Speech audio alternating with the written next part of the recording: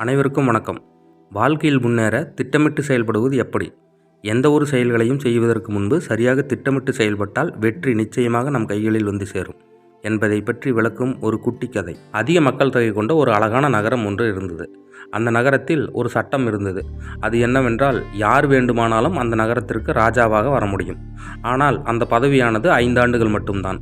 அந்த நகரத்திற்கு பக்கத்தில் ஒரு ஆற்றங்கரை இருந்தது. அந்த ஆற்றங்கரை பக்கத்தில் ஒரு அடர்ந்த காடு ஒன்று இருந்தது. மன்னனாக 5 ஆண்டுகள் பதவி முடிந்தவுடன் அவரை அந்த அடர்ந்த காட்டில் கொண்டு போய் விட்டு விடுவார்கள். அந்த காட்டில் மனிதர்கள் யாருமே கிடையாது. வெறும் கொடிய விலங்குகள் மட்டுமே இருக்கும். மன்னன் காட்டிற்குள் நுழைந்தால் போதும், அந்த மிருகங்கள் கொன்றுவிடும். சட்டத்தை யாராலும் மாற்ற முடியாது. இந்த நிபந்தனைகளுக்கு யார் சம்மதித்து வருகிறார்களோ அவர்தான் மன்னனாக முடிசூட்டப்படுவார்கள். ஆக மன்னனாக முடிசூட்டு கொண்டால் அவர்களுடைய தலையெழுத்து 5 ஆண்டுகள் மட்டும்தான். 5 ஆண்டுகள் பதவி முடிந்தவுடன் கட்டாய மரணம்தான். இதுதான் அந்த நகரத்திற்கு எழுதப்பட்ட விதியாக இருந்தது. இந்த கடுமையான சட்டத்துக்கு பயந்தே யாரும் அந்த பதவிக்கு வர ஆசைப்படாமல் இருந்தனர். அந்த அரியணை பெரும்பாலும் காலியாகவே இருந்தது. இருந்தாலும் ஒரு சிலர் எப்படி இருந்தாலும் நாம் சாகத்தானே போகிறோம், மன்னனாகவே செத்து மடிவோம் என்று நினைத்து பதவிக்கு சென்றார்கள். அப்படி பதவி வகித்த மன்னர்களும் பாதி பேர் அவர்களின் அந்த மன்னனான காலகட்டத்தில் மாரடைப்பால் இறந்து போவதும் உண்டு. இப்படி வந்த ஒரு மன்னன், அவரின் ஆட்சி காலம் முடிந்து கடைசி நாளன்று அந்த மன்னன் அந்த ஆற்றின் கரையை கடந்து காட்டிற்கு செல்ல வேண்டும்.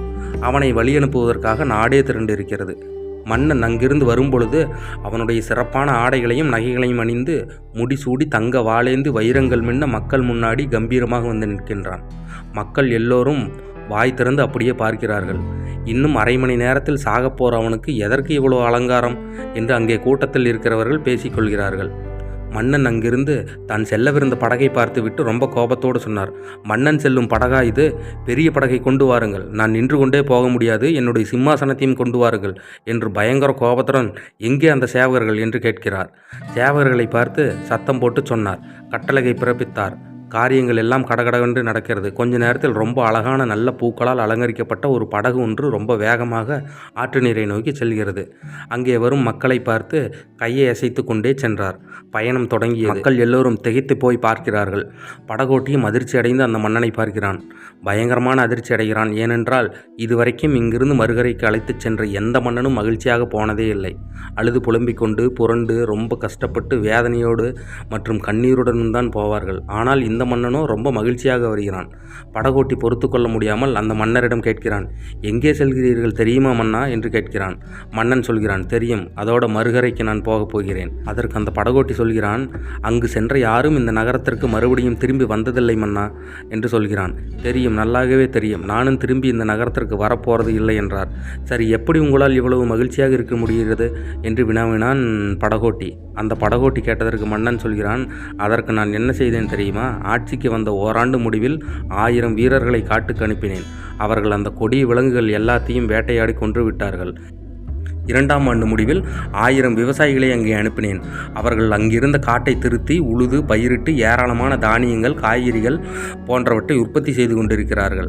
அதே மாதிரி 3ஆம் ஆண்டு முடிவில் 1000 கட்டடக்கலை வல்லுநர்கள், தொழிலாளர்களை அங்கே அனுப்பி வைத்தேன்.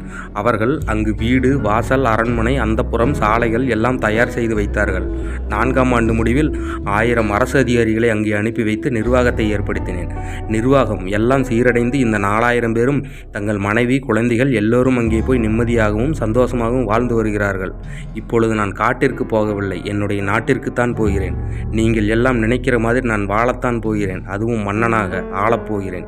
மன்னனாக என்னுடைய நாட்டை ஆளப்போகிறேன். உனக்கு ஒருவேளை அரண்மனையில் படகோட்டி வேலை வேண்டுமென்றால் நிச்சயம் இந்த படகோடு வாருங்கள், இப்படியே வேலைக்கு சேர்ந்திடுங்கள் என்று அந்த படகோட்டியை பார்த்து மன்னர் சொன்னார். இப்பொழுது இங்கே ஒரே ஒரு கேள்வி மட்டும் நாம் எடுத்துக்கொள்ளலாம். மன்னன் வெற்றிக்கு காரணம் என்ன? பல காரணங்கள் இருந்தாலும் குறிப்பாக 2 காரணங்கள் எடுத்துக்கொள்ளலாம். நீண்ட காலம் உயிர் வாழ நினைத்து, அதுவும் நன்றாகவே வாழ வேண்டும் என்று முடிவெடுத்து, 2வது அந்த முடிவை அடைவதற்கு திட்டமிட்டு செயல்பட்டது அந்த மன்னனுடைய வெற்றிக்கு காரணமாக அமைந்தது. அதேபோல் நாம் வாழ்வில் வெற்றி பெற வேண்டுமென்றால் நமக்கென்று ஒரு இலக்கு வேண்டும். ஒரு இலக்கை நிர்ணயித்தாலும் அதற்காக திட்டமிடுதலும், திட்டமிட்ட பின் வெற்றி பெறும் வரை கடுமையாகவும் புத்திசாலித்தனமாகவும் உழைக்க வேண்டும். அதுதான் உங்களுடைய எதிர்காலத்தை தீர்மானிக்கிறது, வெற்றியை உருவாக்குகின்றது. நன்றி, வணக்கம்.